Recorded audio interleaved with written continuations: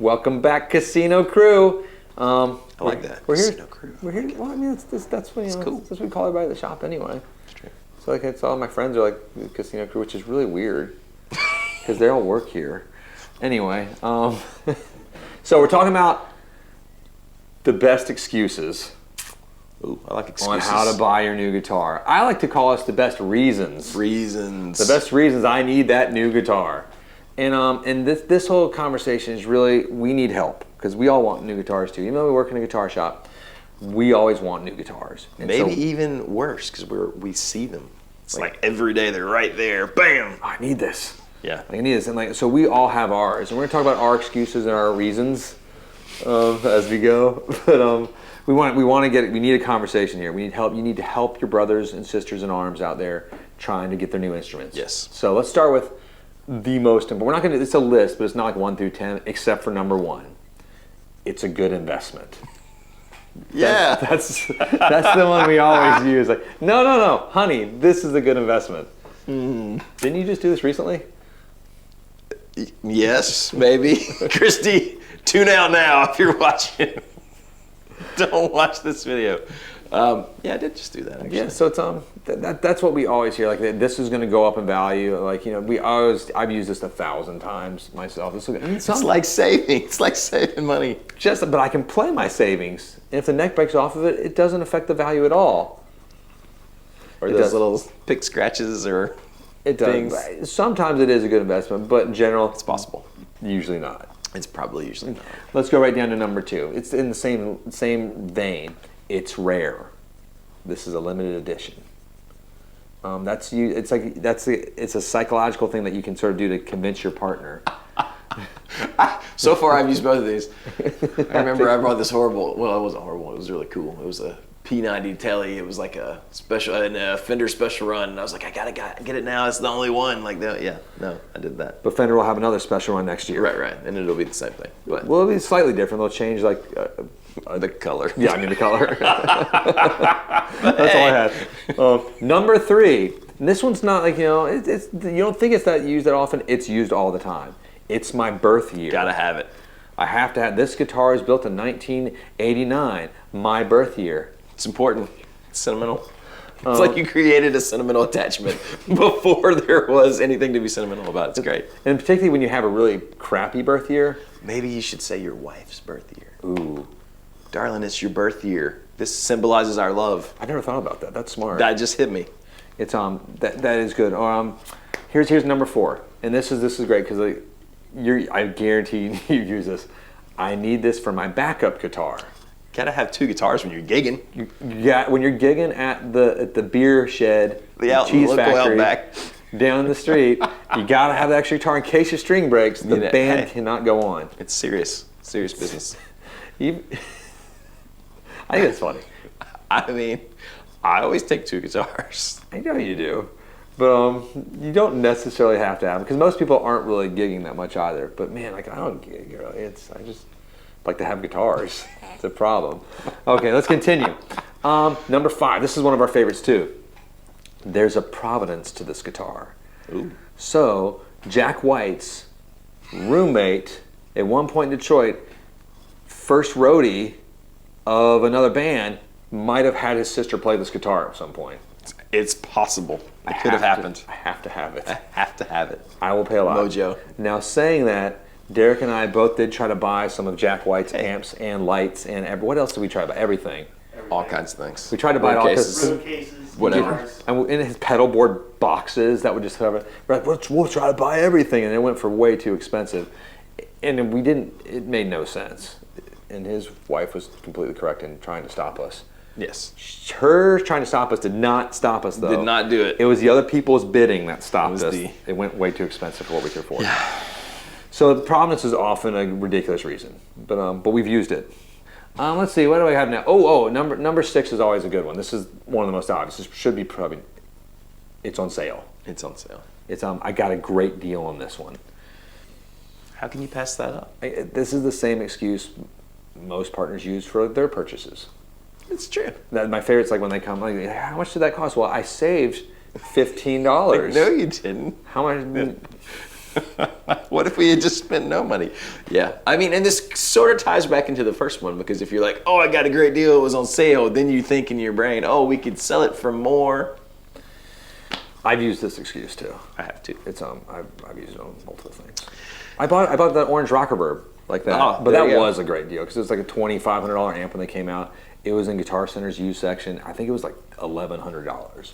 I was like, I'll take that right now, sir. Just because we've used these as excuses does not mean they're not true. These are some are good. Some are actually And even good. the ones we make fun of are Actually, and sometimes legit. like this But sometimes not. number 7 coming up is like a completely ridiculous one, but totally works. So it's an heirloom piece. It's for the kids, the We'll children. Pass this down to little Johnny Robinson or little Baxter Clement.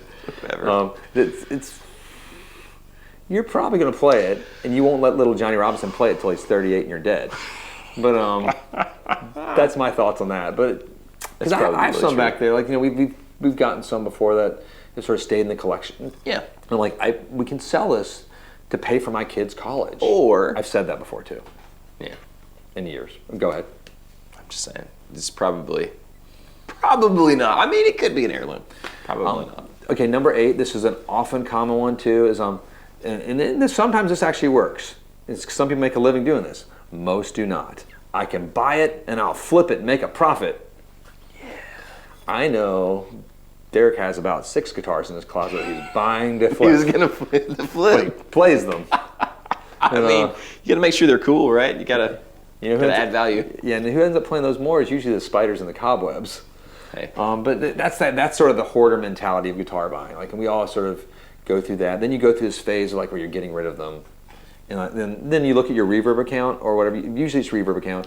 You're like, man, look how many guitars I've sold. It's awesome. I feel like I made it. Then you see, oh, But you're like, I need to buy some more guitars. don't to look at the flip. side you bought though that past year. Because it's definitely like this, buy, sell. That's usually the case unless you really know what you're doing and you're buying pieces that you can flip. Yes. Number 9 would be I don't have X type of guitar. Like I don't have a Telecaster. I need a Telecaster. I don't have A Gibson. a Gibson. I need a Gibson. Or I don't have a Paranormal Activities, Stranger Things, it's limited edition Fender that they just came out with. There you go. I need that. That's I've used that. I used that when I was back in my old touring days. I did, but I had one guitar. I think when I've been in that same boat where like, I'll oh get yeah, Tele. no, I only have this old Tele, this old Strat. I think sometimes this gets paired with, if I just had X, I'd be done. Like I'd be through buying, which we all know is probably a well-meaning lie, but a lie Yes, nonetheless. I agree. It's we've all used that quite a bit. If I just had this. So let's continue again, keeping us ideas as we go. Number 10, the guy that you like, honey, plays one of these. Don't you think I should get one? You've used this, right? I was working on using this because Christy's obsessed with this guy named Johnny Swim. Okay, that's weird. That's not his name, it's the band. It's confusing. Continue. Pretty cool. He plays a Black Falcon Players Edition. That's funny. We happen to have one. We had one of those, and I thought, oh man, if only, Christy, you love this so much. If I had this guitar at home, I could just play you these Johnny Swim songs. If only you didn't just buy that 335 though. I mean, so I'm just backburnering that. So if you guys want to give it 6 or 7 months. and if you guys want to see like Jonathan's 335, like just like send us some comments. Like we'll make him do like a talk through and demo. It's actually a really cool guitar. It's limited. It's pretty fun. It's limited edition. It was an investment. It's an investment. Oh my God, Jesus! It was really rare. It was rare, but oh my God, we just did it. You just did it. I've used like 7 of these. You know who you use the excuses on mostly? Yourself. Yourself. You know, it's and I'd say like a final, like that's pretty much the final, but like maybe number 11 is like, this guitar reminds me of you, honey. Ooh. You know, this is your birth That's year. a great one. That can backfire. Yeah. Do you know what I did? I did a horrible thing. This is a quick aside. I used a guitar to propose to my wife. And then right after we got married, I sold that guitar. And I thought nothing of it. I was like, oh, it's a guitar. I would have used any guitar that was there, right? No. Hence the end of your first marriage. It was really quick. If it's Tonal, does it still count? It's still a franchise. I don't know. I'm not Catholic. I'm not sure how that works. Yep. No. So be careful what you say. It could come back to get you. I mean, I did use a guitar in my wedding for the signatures. Yeah. So people always ask when they come, and I have it in the shop. Yeah. So somewhere. you can't sell that. No, I mean, God, I used the guitar in our wedding as well. You're an idiot. I know. But I was just like, oh, I want a new guitar. But that was my wife's idea. So we had everyone come to our wedding, good sign the guitar. But it gave me an excuse. It let me actually buy, because I bought a new guitar. It was like a Mexi, back when they called it Mexi Strats. Now it's a Player Series. But it was, I bought one of those, and I got to go buy an Olympic white, or just a white one. It wasn't Olympic white, it was just white. But I was like so excited because it fulfills that need to buy a guitar. Well, there's something euphoric about that. It is like, click, send me guitar. And it was awesome. So yeah, don't sell your wedding guitars. Don't do that. Unless you want to get a new wedding, which might be a thumbs up. So seriously, help us, help you. We want to hear your ideas. Help me, help you. Help me. Yes. Help you. Sorry, I'm doing Jerry Maguire now. Great movie. Go watch it if you haven't. But yeah, this is thank you for watching, and help us get some ideas out there. Spread the love, spread the knowledge. Knowledge is key. It's your most important weapon in the fight for new guitar and gears. Not funny. It's not funny at all. We have to do this together. We're like we're a collective, and brothers and sisters unite. Like Solidarity. Casino crew, if you will. Casino crew, make it happen. Hit like and subscribe if you have not. Hit the bell so you don't miss any of these awesome videos where we talk about random things. Thank you so much. We'll see you next time.